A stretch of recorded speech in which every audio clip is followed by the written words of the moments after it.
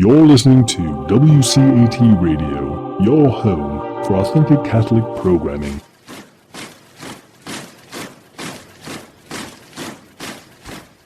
And so it is my great privilege to introduce this morning our speaker. It's been a joy to be with Rhonda the last couple of days, and I wanted to really express to you what a great privilege we have, because Rhonda expressed that we're kind of one of her last 3 public speaking engagements at this point, because she just is old and tired, as she put it to me. So we just feel very blessed that we are gaining from her wisdom in these days. Dr. Chervin received her PhD in philosophy from Fordham University and an MA in religious studies from Notre Dame. She's a widow, a mother, and a grandmother, a spiritual friend to many. She's a convert from Judaism. She's often heard on Catholic radio and on EWTN. She has many books on Catholic spirituality, many that are available at Catholic Supply or at the St. Joseph's Radio Communication Table. And she's happy during this day to sign anyone's book if anyone would desire that. She's presently living with her family, her daughter and son-in-law, and 5 grandchildren in North Carolina. And so we're happy that this little storm didn't happen the day she was coming in, and we just welcome. Pardon me? Oh, yeah, she's a professor. She's going to tell you a lot more about her life and share more about the stages of spiritual friendship. And so, Dr. Chervin.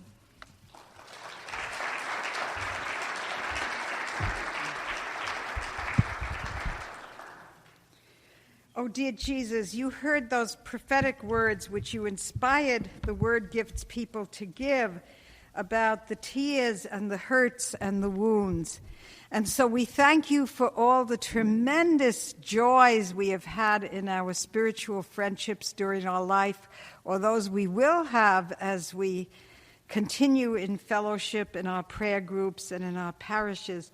But we also ask you to heal those wounds that have come, especially with rejection in spiritual friendship. Amen. Well, something just happened that made me think of something that's very important to me to say. I'm going to still speak in North Carolina where I live. It's just the combination of all my chronic ailments and the airport situation where you have to go all the way up to Minneapolis to get down to one state away and all this kind of thing. But I'm also, so that I could still be speaking and influencing people, on my website, I started doing little mini talks. I just talk into a microphone, and then you click on audio, and I'm putting in these little 5-minute mini talks as the Spirit leads me on all different subjects. So you could go to my website if you want more after I leave you. Maybe you won't. Wait till you hear all this that I have ready to lay on you. Anyway, but something that came to mind when Jane asked anyone new to stand up. And this dear woman who is with us hesitated to stand up. And in my parish, we have an ever-growing Hispanic population. They're Mayans from Guatemala. And I go to their Mass sometimes. And every birthday, the little kids, or even older kids, come up at the end of the Mass. They walk right up to the altar. And all the altar servers kiss them. And the priest kisses them. And all the people cheer. And I'm thinking, and however, it's so beautiful, and I think none of those kids are ever going to think they're not loved in the church because of that little ceremony they have. And so I asked the pastor, well, why don't the Anglos, why don't we do it? And I forgot what he said, but every Mass, he goes up and down the aisle in the beginning and asks who has a birthday, who has an anniversary. And people go like this. And then if he doesn't notice someone, 5 people, they lower their hand immediately, and then 5 people around them are going. And I'm thinking, what is there in our culture? We're dying to have this warm, loving church where people know each other, and yet we ourselves act as if anyone noticed us, they would ridicule us, or what? What is that? Maybe you have an explanation for that, but it just breaks my heart when I see it. You know, considering all this stuff about community and the parish is a community of love, because basically when you don't want to stand up in front of people, it's because you're afraid they'll ridicule you. You know, so it means it's not a community of love if that's your fear, right? Or somehow. I think it comes from school days, actually.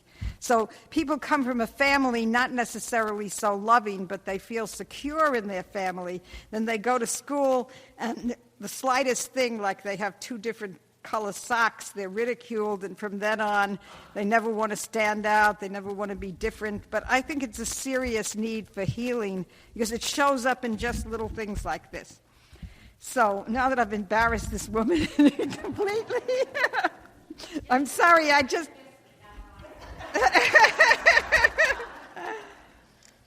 Okay, so the subject is spiritual friendship, and I'm defining that as a close bond with another person based on sharing the Spirit.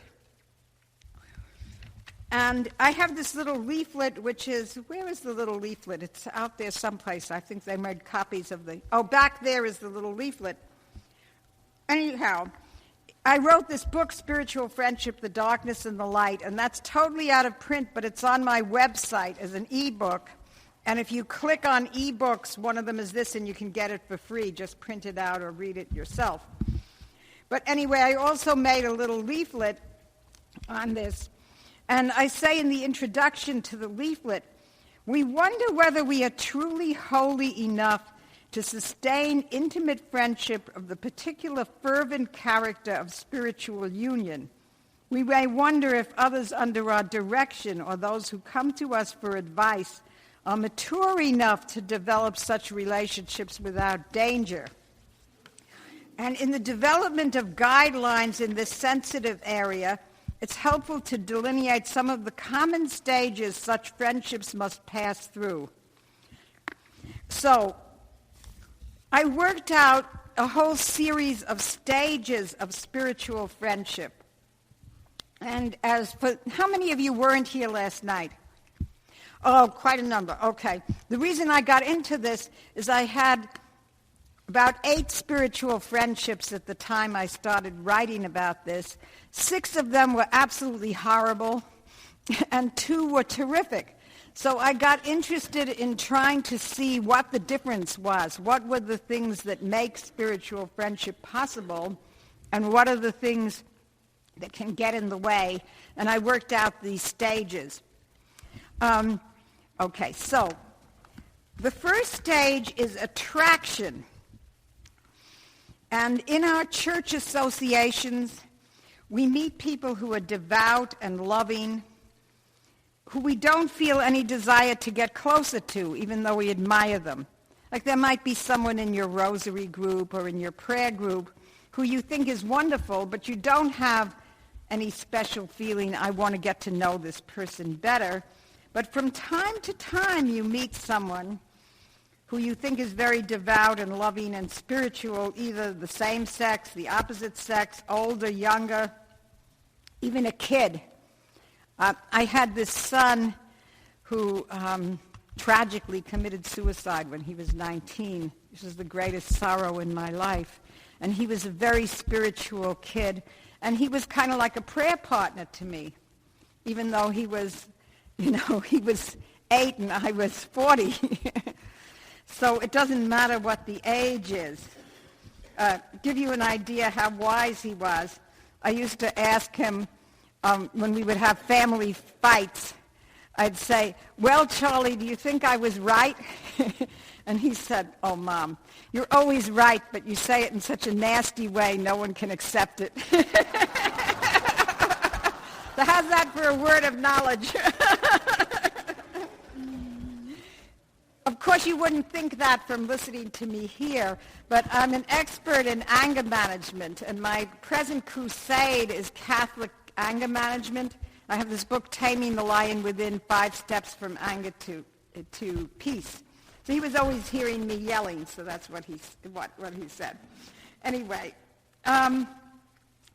okay, so I came into the church when I was 21, and I certainly had this enormous admiration and love for the people who brought me into the church, who include Dietrich and Alice von Hildebrand and my godparents, Laney and Baldwin Schwartz.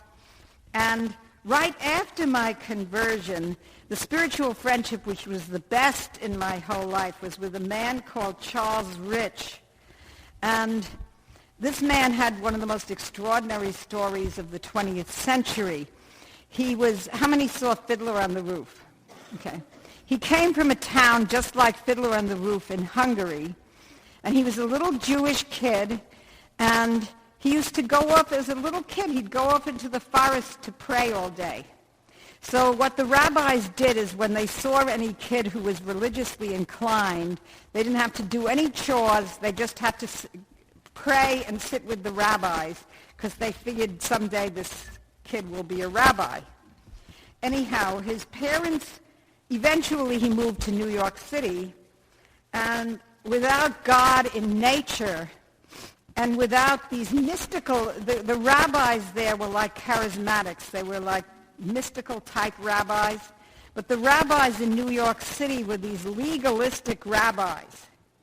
And so when he got to New York, he lost his faith, and he became miserable. He was very, very poor, so he had to leave school after 3rd grade in English, in public school, and work. And to try to find God, he sat in the 42nd Street Library when he wasn't working as a waiter, reading every book from all the religions, trying to find God. And he'd occasionally walk into a Protestant church. He never walked into a Catholic church because, as you could see from Fiddler on the Roof, the idea is if a Jew walked into a Catholic church, they might kill him. So he never walked into a Catholic church, but he read all the great Catholic mystics and theologians. So he finally gave up, and he decided to commit suicide, and he tried 3 times unsuccessfully. And so he was so desperate, he passed a Catholic church. He said, well, since I want to die anyway, I'll go in.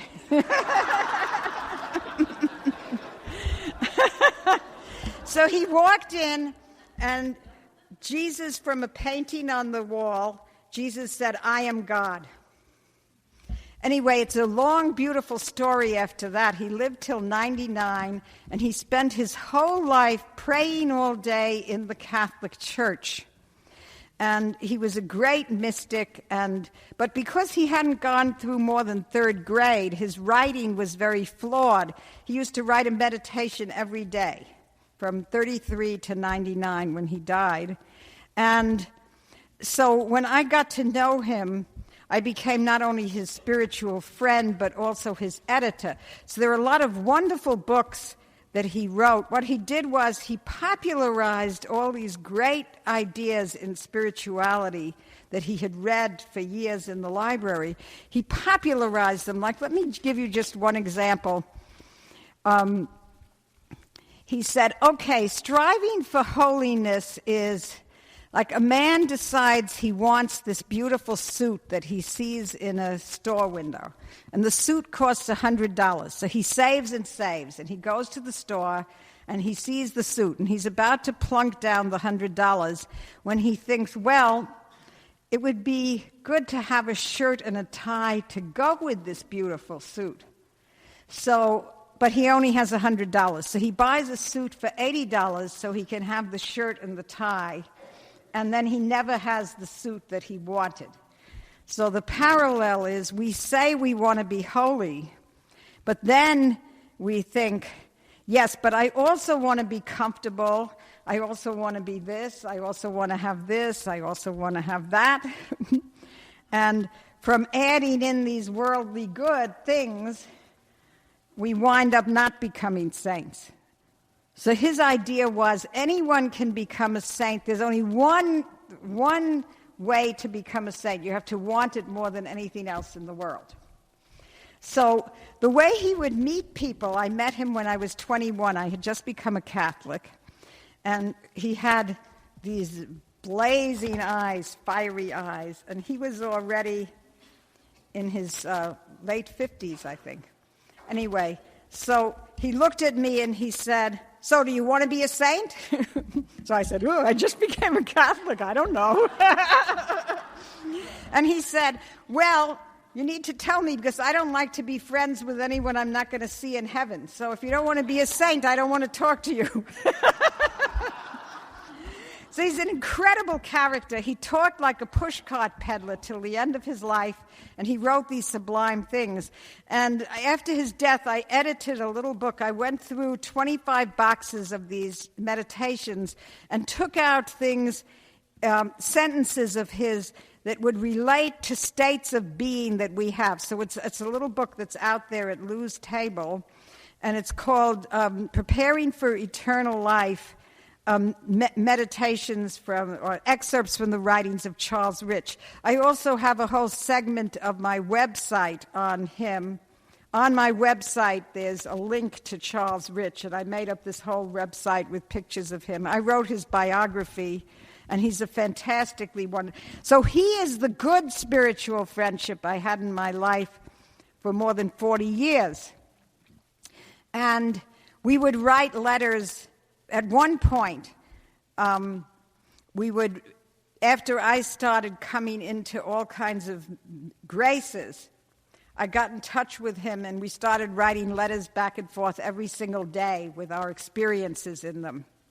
And so that was a wonderful spiritual friendship because I admired him tremendously and he loved me tremendously. So I was like the daughter that he never had and that kind of thing. Okay. And so that's what I call stage 2, mutuality. I was attracted to him, he was attracted to me, and he was both a mentor and a father figure and a very healing person because my father left my mother when we were 8 years old. And besides that, he was a very teacher-type father. He loved to teach us things, but he wasn't very affectionate and warm. So Charles Rich was a very warm, loving, affirming person, and he was a big healing figure in my life. Okay, now, mutuality.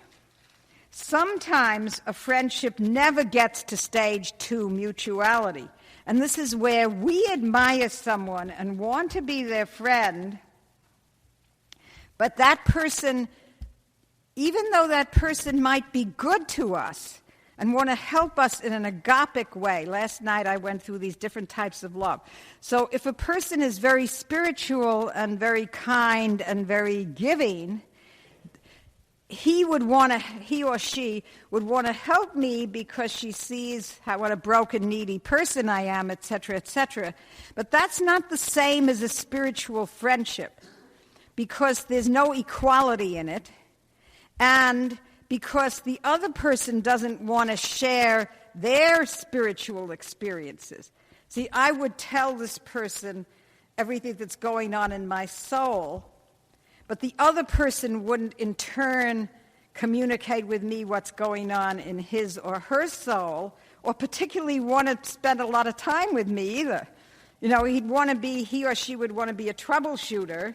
So I have a problem, of course I'm going to try to help you.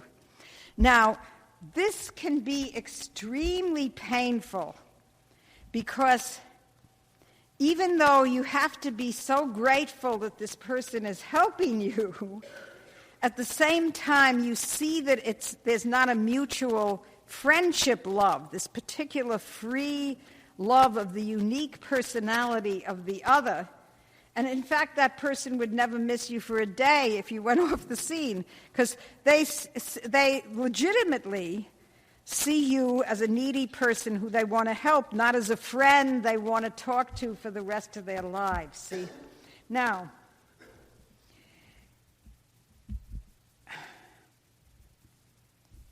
so if it's a very, very painful thing because of this, you see the beauty of this other person, and you're thinking, if I get close to this beautiful person, somehow I'll become a beautiful person. Especially if it's a leader type person. And you think, it's sort of like you think you're going to get holy by osmosis.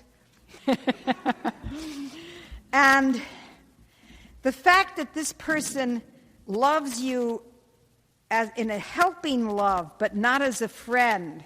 If you're a broken person like me, you feel this tremendous rejection. You feel, this is a beautiful prince and I'm a toad. See, there's something about me that's so repulsive that this beautiful person doesn't want to have me around, only wants to see me by duty, see? And it takes a long time sometimes to see that this is the dynamic that's going on, because if it's a person who's very warm and friendly as a personality, you keep thinking, oh, he's my friend or she's my friend, but really that's not her motive at all. See? And I've had quite a few, I could think about 4 of the miserable spiritual friendships I thought I had were this type. See, and I just want to describe one incident of this. I met this priest who I was working with on a project, and he was also a Jewish convert. And he had all these personality qualities I loved. He was a big, warm, friendly teddy bear type with a beard. And my husband had just recently died. I was a new widow, and I was going to work with him on all these projects. And he would keep he seemed to like me very much. But basically, he was a priest, and he wanted to just help me in my spiritual life. He had no interest in us having a spiritual friendship with me, but I couldn't realize this, since our work was spiritual, see. So the climax came when because of some project, he was in a different area of the state I was living in. I was driving, we arranged this way beforehand, I was driving 3 hours, a piggyback to some other talk when I was dead tired to see him to work on the project. And I got there and he just canceled. And I started to weep and weep and weep. And happily, I was sitting in the car when I made the phone call with a wonderful, charismatic woman. And apparently he did this to all sorts of women who loved him and wanted to be friends with him. He was always doing this to people. So she had the same experience of rejection. So she sat with me in the car. It was so unbearable to me. What I wanted to do is call him up and say, I'm not going to do the project because I feel so hurt. I can't just keep putting myself in your presence and feeling this hurt. But it was so hard for me to do it because I kept hooking into, he's a warm, friendly, wonderful, holy man. He's got to be my friend, see? Now, this may seem very extreme to you. What I finally figured out is God often gives speakers extreme experiences so that they can talk about it well to other people who would never talk about this stuff. So this woman, charismatic, she sat with me in the car with her arms around me, praying over me while I made this phone call. And it felt so good when I was just able to say, I'm not going to be in this codependent position. See, basically what this man wanted was admirers, not friends. See? So the people who stuck with him were people who admired him but would never conceive of an equal sort of friendship with a person like this. So I wept and wept, and I made the phone call, and I wept some more, and then I felt great. She prayed me out of it. And so this is where you don't get to mutuality, but it seems mutual. See, and this is particularly true in church situations because many of us either are leaders in the church or we're working with leaders in the church. And a lot of these leaders, of course, are very beautiful, holy, wonderful people. And so, of course, we want to be friends with them. But then the whole psychological thing comes in. I wrote this book, which is also on my e-books on my website, on rejection. I thought it was a terrific book. The publisher said it was too depressing. So I wrote this book on rejection, healing of rejection. So if any of you really resonate with this thing I just described, please get that book. And I'm going to say more about the insights in that book a little later. Okay. Now, suppose you get to mutuality. That's such a wonderful feeling is that someone who I think is so wonderful, so in touch with God, can see through all my shortcomings to the core of my God-given beauty and love me and want to know me and want to share the Spirit with me. That's such a marvelous feeling when you have this mutuality.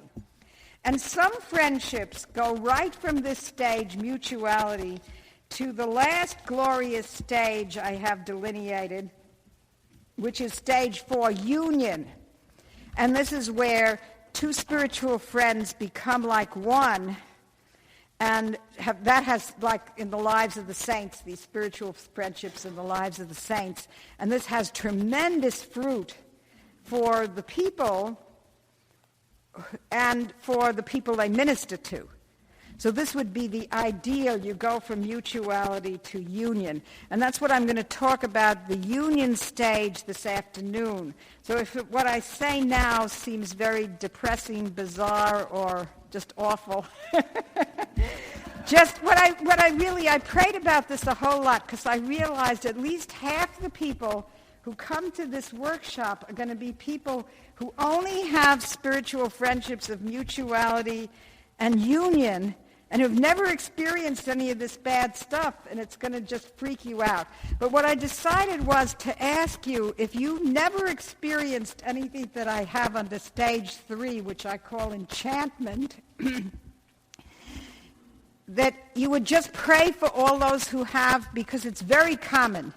I mean, it's not something tiny minority experience. It's something, and it's a really serious problem, particularly within very spiritual circles, say within convents, at seminaries, at monasteries, and within prayer groups and within third-order groups. This happens very readily. And so I'm going to go to that one, stage 3, enchantment. And this comes about, you move from feeling so delighted about the beauty of this person to the toxic part of intoxication. That's the way when I was going through some of these worst spiritual friendships, I'm a very extrovert person. I only gain wisdom through talking about everything with every wise person I can find. And introverts just think I'm crazy. I once had this introvert woman spiritual director, and she said, "Rhonda, how can you do this? How can you talk about every awful thing in your life with 10 people? I can't stand even watching you do it." Because the introvert typically goes within, talks to Jesus within, and Jesus gives them peace quietly from within without all this conversation about it. In any case, okay.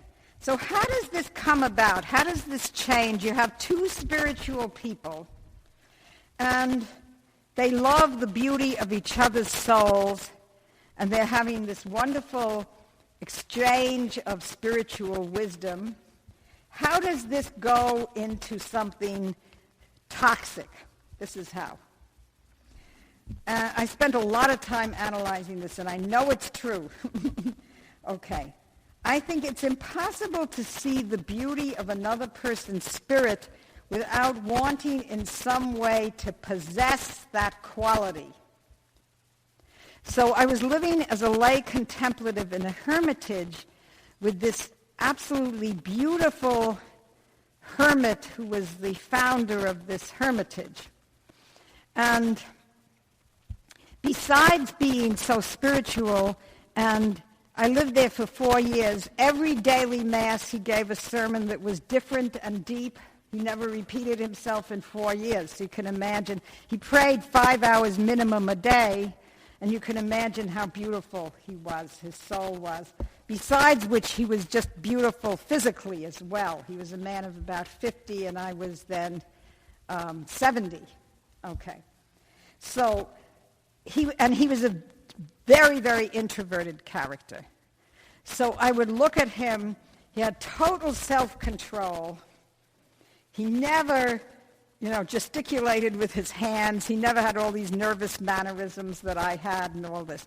So I'd look at him and I'd think, I want to be like him. Okay.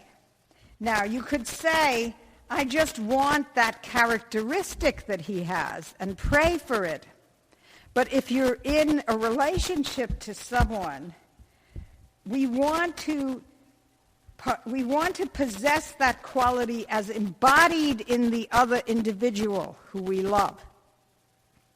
So Carl Jung has a very good explanation for that. There are a lot of things in Carl Jung that I think are demonic, and I hate him because of that. But he has some wonderful insights, too, that I always run with. And one of them is that what you often love in another person is what you don't have. And instead of becoming infatuated with them, what you need is to see how to develop that quality within yourself. So if you're very weak and someone's very strong, you don't need to just attach yourself like a parasite to the strong person and grab for dear life. What you need to do is see how they develop that strength and develop it in yourself, and then you won't be so needy of them. You won't be so codependent, see? Okay, anyway. So in a spiritual friendship, you can only possess the spirituality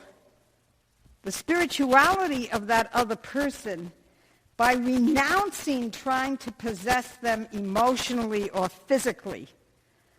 But this is a huge grace to be able to do this, because normally we want to operate on all 5 cylinders. So we're involved with someone, we would wish it could be physical, emotional, intellectual, spiritual, the whole package. But in a spiritual friendship, given our human nature, we can't have this physical and emotional possessiveness. Now, what do I mean by this? So more concretely, you can possess an ice cream cone by eating it. You can possess a wife or husband by entering into a commitment till death do us part. But in a spiritual friendship, of course, you're not allowed to have the other physically. Okay. And some Christians try for a compromise here. So Christians know that you're not supposed to, it's a serious mortal sin to have sexual intercourse with someone who isn't your wife or husband. We all know that. However, many people who are spiritual friends decide, well, if I can't have the complete thing, I could have a piece of it. And I could tell you hundreds of horror stories about this. But I gave up telling horror stories for Lent, so I can't tell you. So I can only tell you my horror stories about me. Okay. So what happened to me was when I got married, which is a beautiful story, but anyway, my marriage went from like A+ at the honeymoon down to about C- by 2 years into the marriage for many, many reasons. My husband did something that I experienced as a total rejection, and so what I did was I just dumped myself in the arms of the Lord and said, I'm going to just treat him as a neighbor, not as a husband. I'll just do what's necessary to help him in life, but it's over, the whole, even though I said I forgave him, I didn't forgive him. And really, and then it went up again. I have to tell this story because it shouldn't get lost. It's so important. Is that after years and years of bogus pseudo-spiritual friendships where I was trying to use different spiritual friends as substitute husbands, so after years of this, I was at a charismatic healing mass, and the priest said, all married couples stand up and hold each other's hands. And I started to cry because my husband was about to become a Catholic finally after years and years, but he hated charismatic renewal. He loved the old Latin Mass. He hated everything about what we do. So he was, of course, not with me. And so my big envy trip of all these ministry couples, I always used to look at these ministry couples. Until I got to know them, I thought they all had perfect marriages and all that. Anyhow, so I see all these other couples. So I grabbed my wedding ring. And he said, now, all of you, right now, the Lord wants you to unconditionally forgive each other for everything that ever happened in your marriage. Right now. And so he, started saying some words that we had to repeat. And I just repeated these words and cried. Now, it happened that one of the grievances I had about my husband is that his family came right out of Fiddler on the Roof, where only the woman is in the kitchen and the man is out in the fields. So he would never help me with anything, and he was disabled with terrible asthma. So I was working full-time to support the family. I was doing all the housework, and I was up all night with him with asthma attacks. So I was dead tired all the time. And at the end of the evening, at 9 o'clock at night, he would say, honey, how about a cup of tea and dessert? But he would never get up and get it. I would have to get up and get it. And all the way to the kitchen. So I came back from this healing service, and I came in, and my husband said, can I make you a cup of tea? And I realized the hate had gone out of my eyes, and that's why he could see how tired I was. So this is a huge, huge moment, and a big thing with wrong kind of spiritual friendships is you're using the other person as a substitute for other relationships in your life which you're not working on, you're just tolerating sometimes. Okay. So I wish now that I had gone to counseling instead of just that when these difficulties came in the marriage, that we had gone to marriage counseling instead of my just rejecting him. And so after that, our marriage got better and better, and by the end of our lives, especially because of the death of my son, because we were feeling this misery so terribly together, that we got very close just at the end, just before he died. So that was very good. And he did become a Catholic when he was 60. He decided that eternal life was more important than guitars. Okay, so what I started to do after I felt I was rejected is I didn't plan this, but I started getting very close to different men and calling it spiritual friendship. The reason being that Charlie Rich, my real spiritual friend, had me reading about all these spiritual friendships of the saints.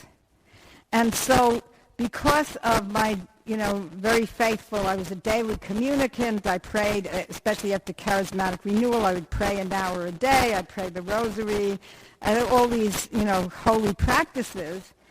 I was always thinking any minute I'm going to be a saint. Yeah, right.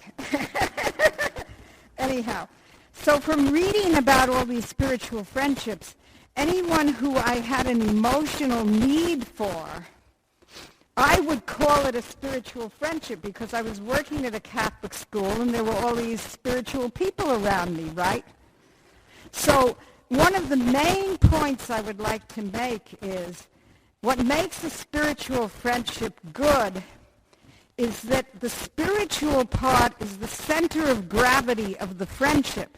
That the real purpose of meeting this person or being with this person is to share scripture or to share your thoughts about God or to share words of knowledge or to share prophecy or to share the center of gravity shouldn't be the politics of the church, scheming. Like one of my best friends who could have been a wonderful spiritual friend, a very younger man who I was teaching with just a few years ago. He's a Catholic poet. He's a genius. He's an adoration Catholic. Every time we'd get together, we had this long drive together in a car to the Hermitage.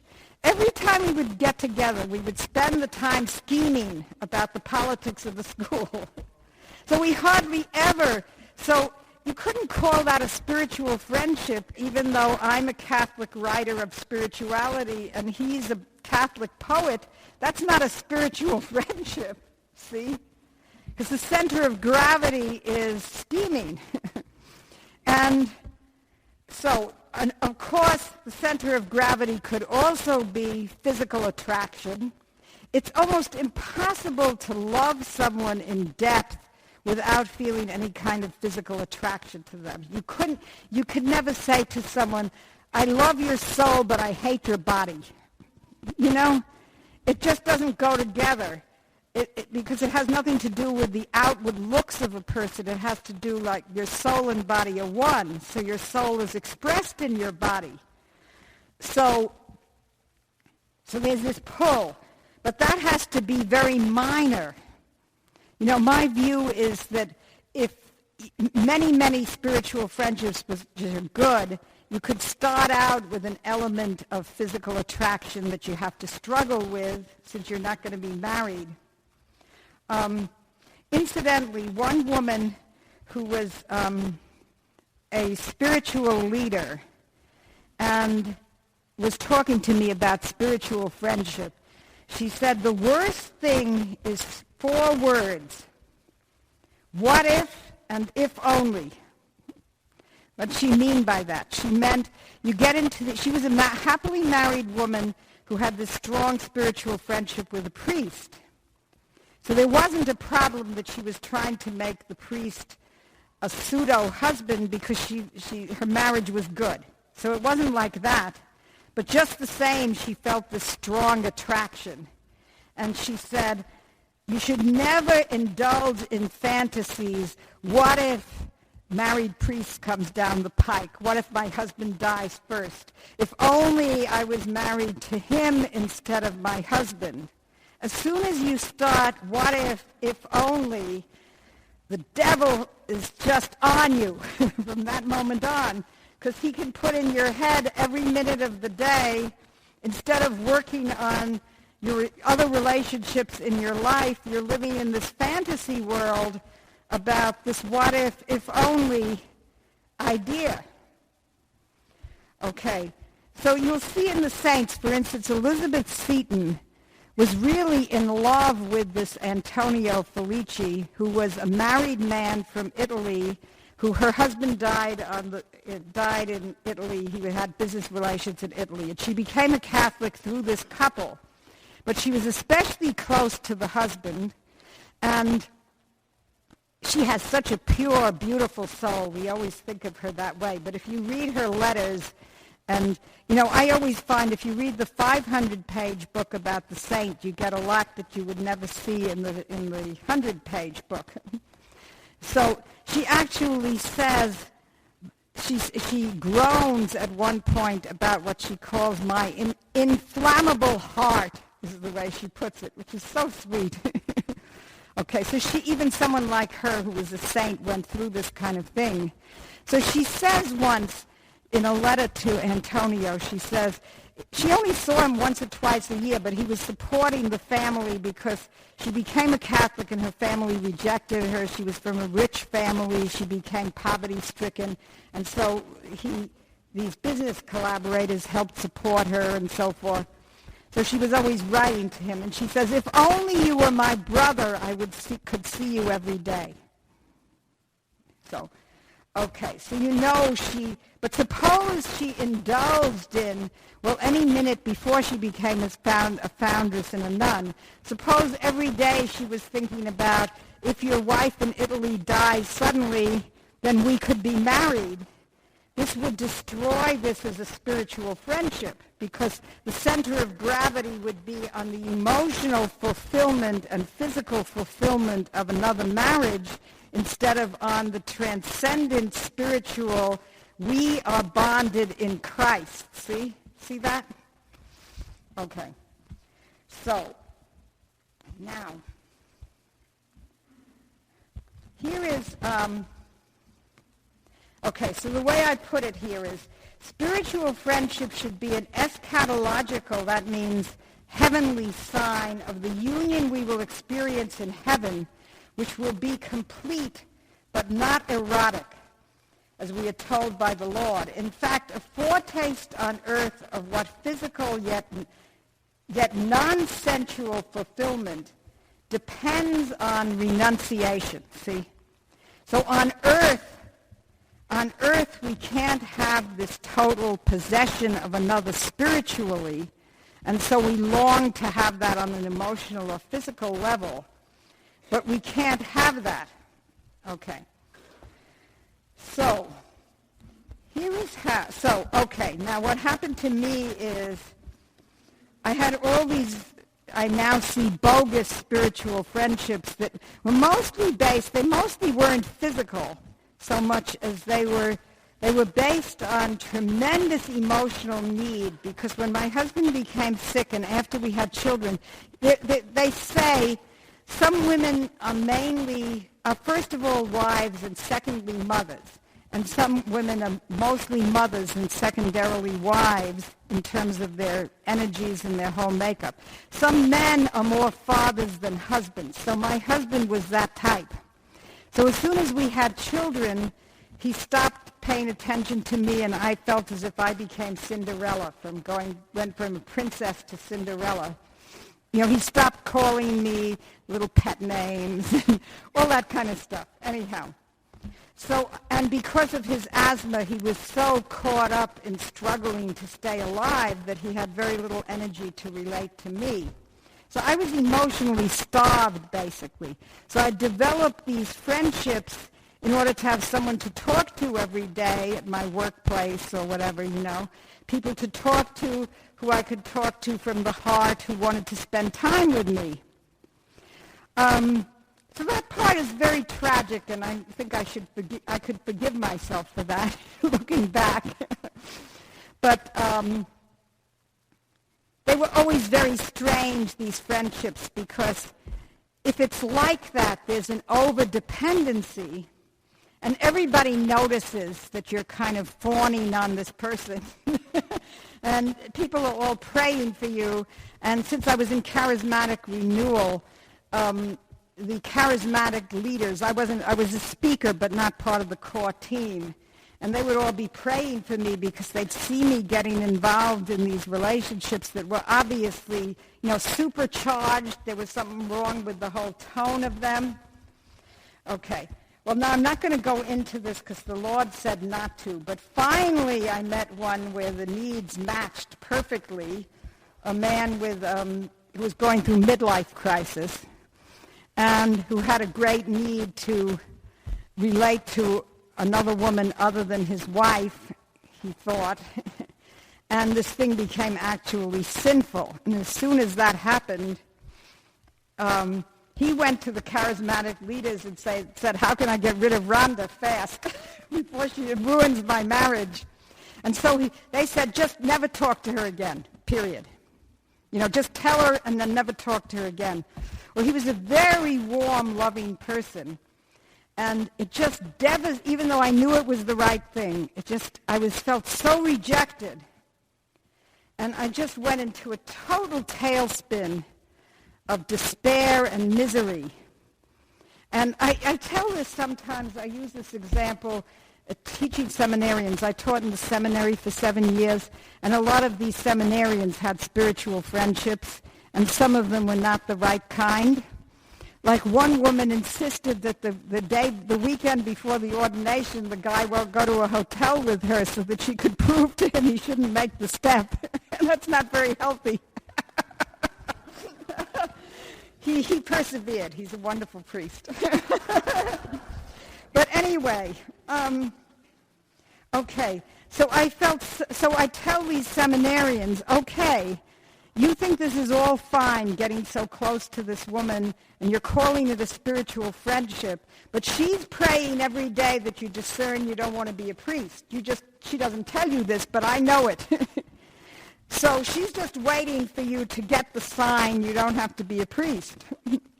And what are you going to do when you have to tell her no? And suppose she says, I'm going to kill myself. I love you so much. I can't live without you. What are you going to do then? Do you really want to build this up this way? Okay, so what happened to me is after that terrible experience, I decided I really needed to go to psychotherapy. And I got in with a wonderful Catholic psychotherapist. And she thought this was all a symptom of everything that was wrong with my marriage. She didn't think this syndrome was because I was some terrible, lustful woman. She thought that it was because I was so unassertive in the marriage and that, I wouldn't take steps to make my married life and my life in the family better because my husband was 20 years older, so I was like a daughter figure instead of an equal figure, and all sorts of things. So she worked with me and things got better. And after that, I never had a sinful one. But I still had friendships that I'd get into with terrible feelings of rejection. And once I called Father Hampsh about this. Father Hampsh, is a charismatic I don't know if he's a psychiatrist, actually. I think he is. But anyway, he's very knowledgeable about spirituality and psychology. And this is what he said, which was very interesting. I said, how could I be still experiencing all this rejection when I have a wonderful, warm, spiritual friend, Charlie Rich, for 40 years, who pours love into me every day of the week? How could I still be gravitating toward these awful relationships with these cold people who reject me? And he said, because your father was cold, what you're yearning for is that a cold person would love you, not that a warm person would love you. So what you're trying to do is, in order to heal that father wound, you're trying to captivate a cold man and make him, give you what your father didn't give you. Isn't that fascinating? So now I was far away from him, so I couldn't get counseling from him. But eventually, years later, I wound up in psychoanalysis, and the psychoanalyst finally brought me to the point of what you're supposed to do in psychoanalysis is get into the pain of that original feeling of rejection from your childhood. And if you really get into that pain, then the healing can begin. But as long as it's just stuffed in there, you can't. So I did a combination of this. Psychoanalyst wasn't religious, but then I went to a Seventh-day Adventist charismatic healer, and he just prayed over me once, and the combination of those two, it lifted. And after that, even though I still had friendships which are kind of iffy, I would feel sad, but I wouldn't feel desperate when the rejection came. I could survive it without feeling just total despair over it. Now, as I say this, as I was telling you, some of you who have never experienced anything like this in your life, just pray for us who have. I mean, my bet is that about a third of the people in this room have gone through something similar. Some of you are nodding. You don't have to. But, so if you've never been through it, just pray for those people, because it's a terrible, terrible suffering.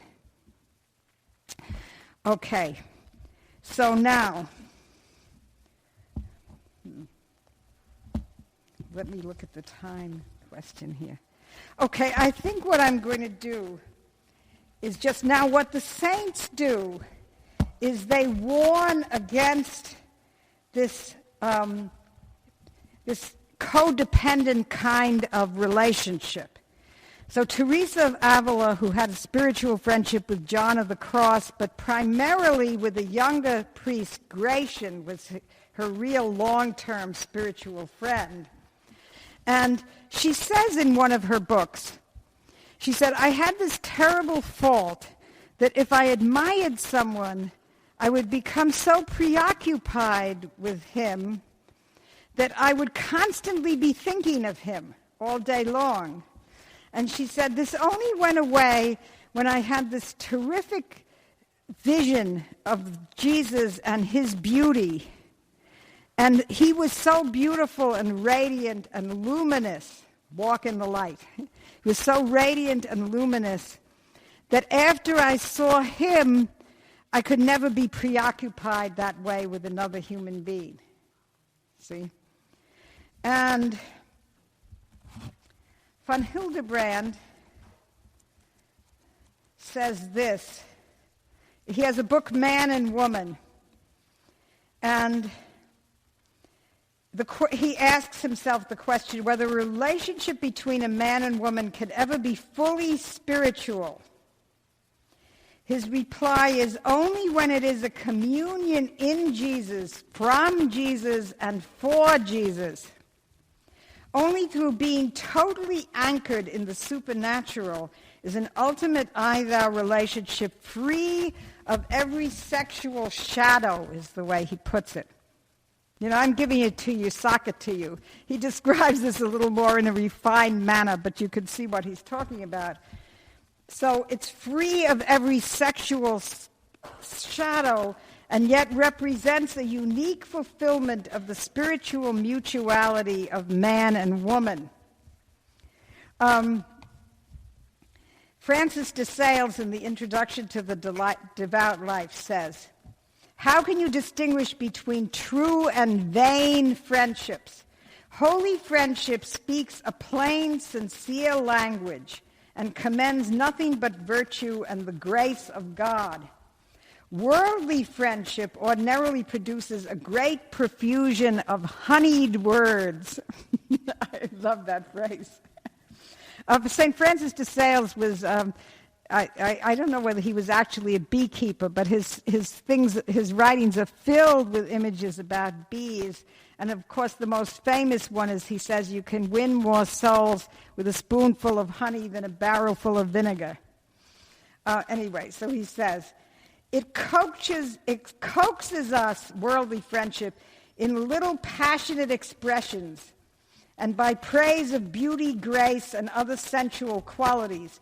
This makes persons falter in chastity and devotion, hurrying them on to affected, wanton, and immodest looks, to sensual caresses, to inordinate sighs, and little complaints of not being loved, to a slight but studied and enticing carriage, that's way of walking, to gallantries, to pursuit of kisses, to use gestures, glances, and caresses, to speak words in which they would not willingly be heard by their fathers, mothers, husbands, wives, or confessors, thereby testifying of something contrary to honor and conscience.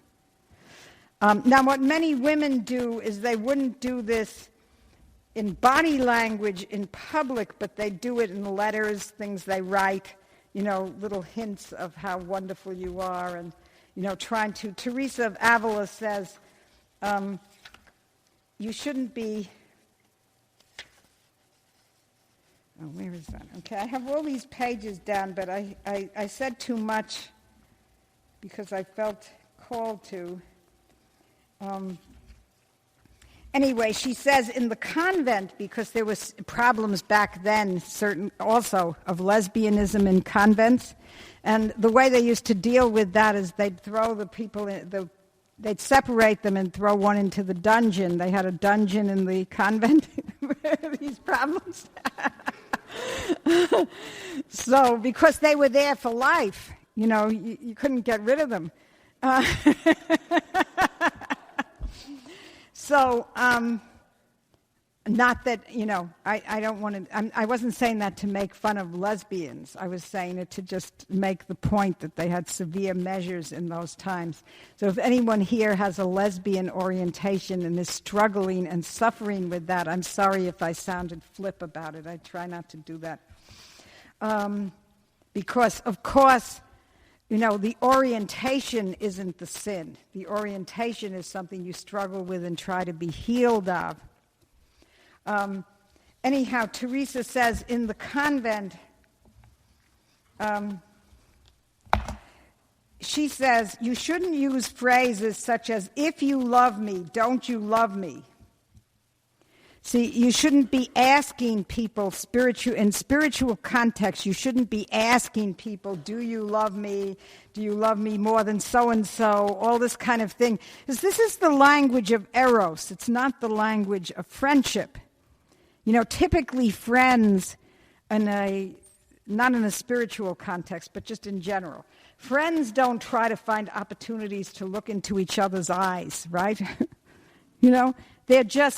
They're walking side by side, holding hands, as it were, looking at the values that they love. They're not looking into each other's eyes, except, of course, in some tragic situation, you would grab and hug a friend and hold them very close to you and maybe look into their eyes and say, I love you, in order to get them out of, help them grieve, to know how loved they are while they're grieving. But you wouldn't do this in ordinary life, see.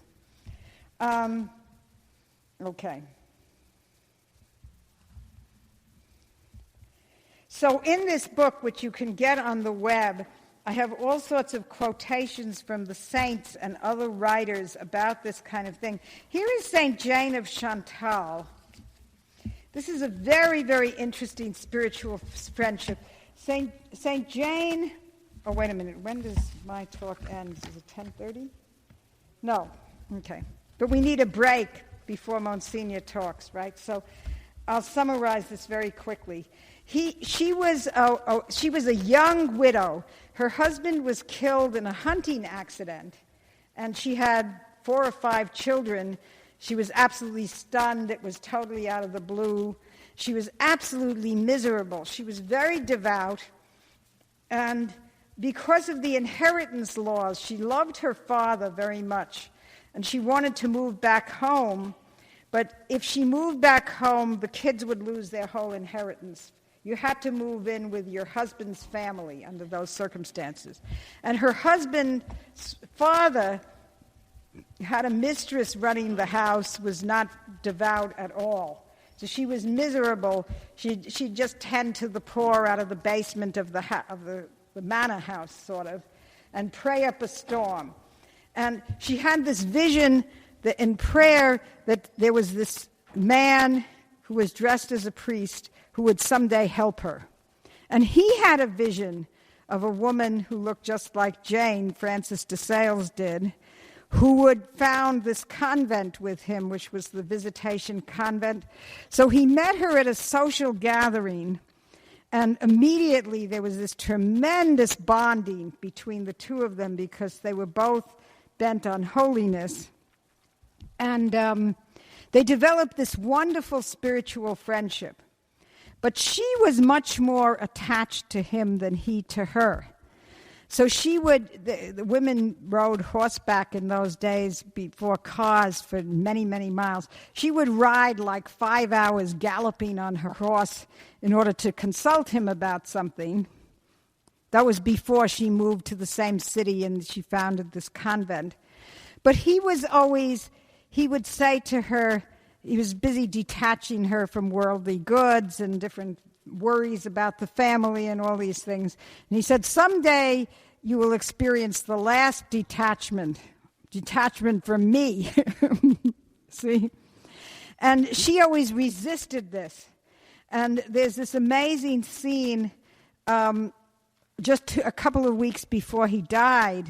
She got to see him after years. He had been out. He was the bishop, and he was out doing all sorts of apostolic work, and she hadn't seen him for years. And she was longing for this, soul-to-soul conversation with him. And so she met with him, and he spent all the time talking about convent business with her. And she said, "Oh, don't you have any time for me?" And he said, "Nay, we will talk about ourselves another time. But now I wanted to speak about your convent, how I love it because God is so much loved therein."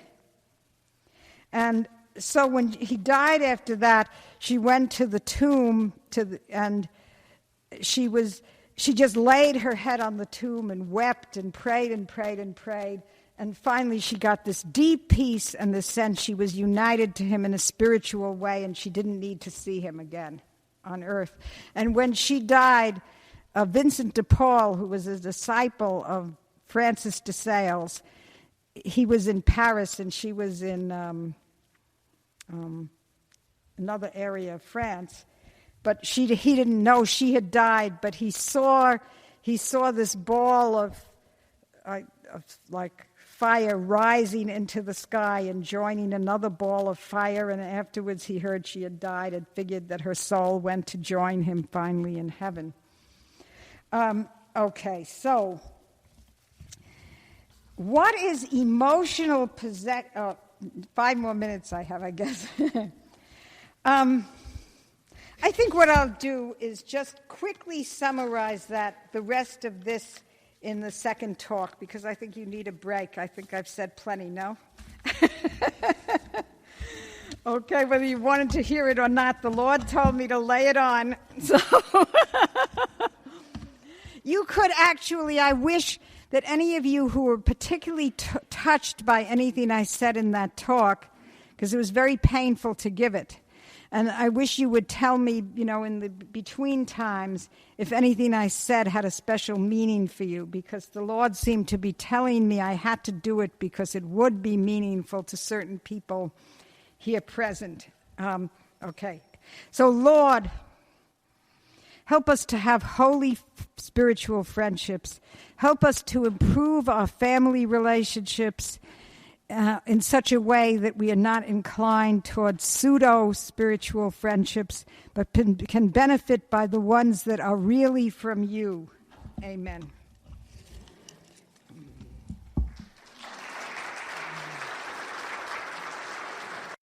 Hello, God's beloved. I'm Annabelle Mosley, author, professor of theology, and host of Then Sings My Soul and Destination Sainthood on WCAT Radio.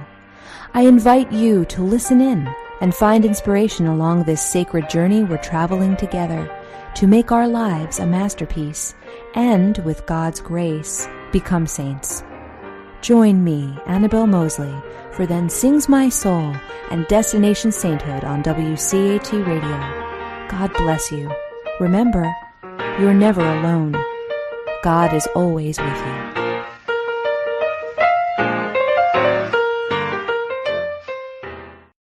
To a production of WCAT Radio. Please join us in our mission of evangelization. And don't forget, love lifts up when knowledge takes flight.